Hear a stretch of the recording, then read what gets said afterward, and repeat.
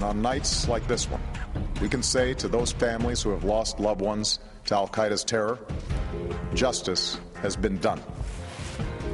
Back to Harbor, what a statement that was. Nearly 3,000 innocents lost their lives in that horrific attack of September 11th.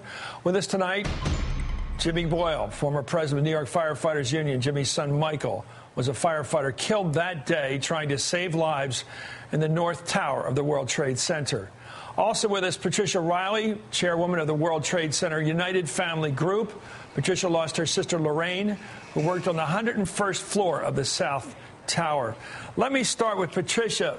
This is your moment. What do you feel? What do you think?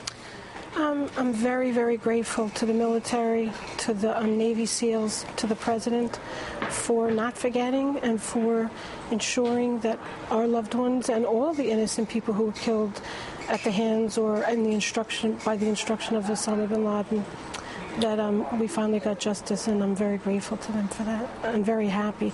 I'm really most happy that Osama bin Laden knows that the last thing he thought was that the Americans came and they got me for what I did to them.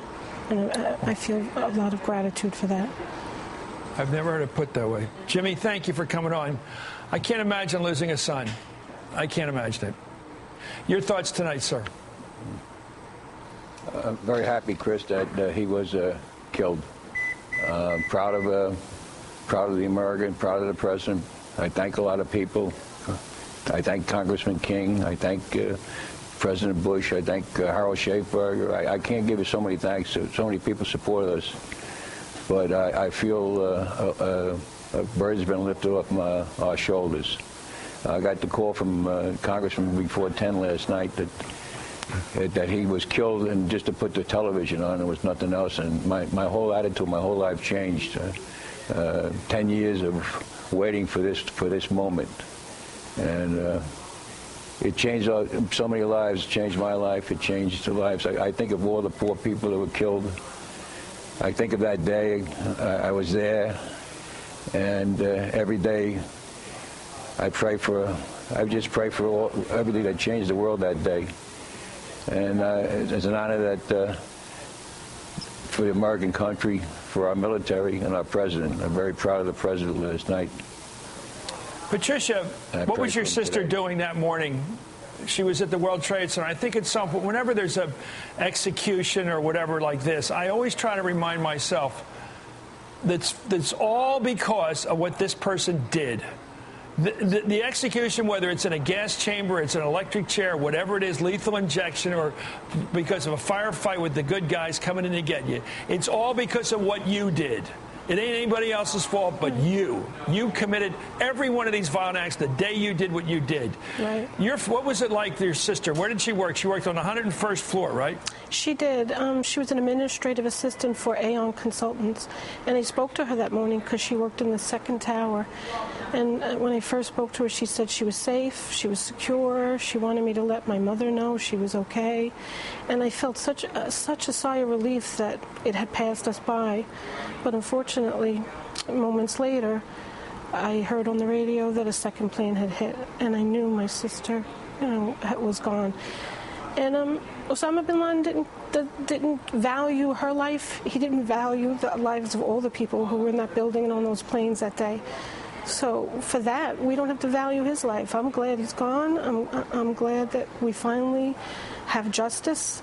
And I'm looking forward to when Khalid Sheikh Mohammed gets his justice as well. Jimmy, tell me about Michael. What was he doing that day? Well, Chris, he just got off. It was election day. He was going to help his cousin in the city council race. He was in the firehouse. He was relieved. The box came in. He got on the rig, went down there. He proceeded to do what he was told. He made it up to the 40th floor. They searched each floor. Don't forget, every floor is an acre, 400 by 400 by 400 by 400. And they searched each floor going up, looking for people, stragglers.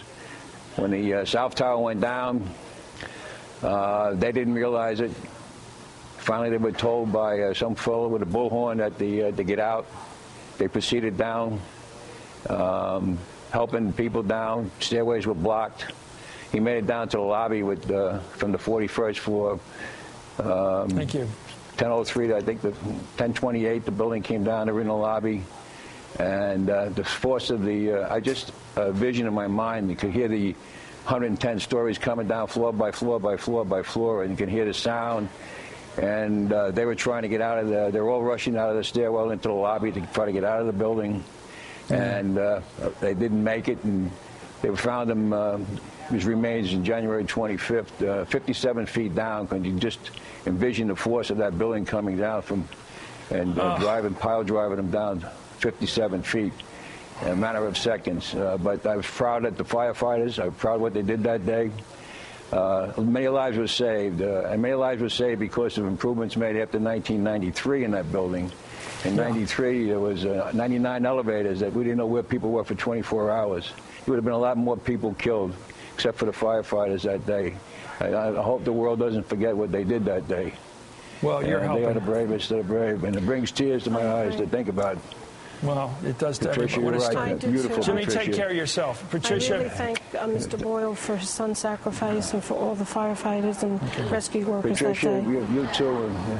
And the government, I knew somebody in that Aon there. God bless you. Thank you all. God bless you both. Thank you for coming on tonight.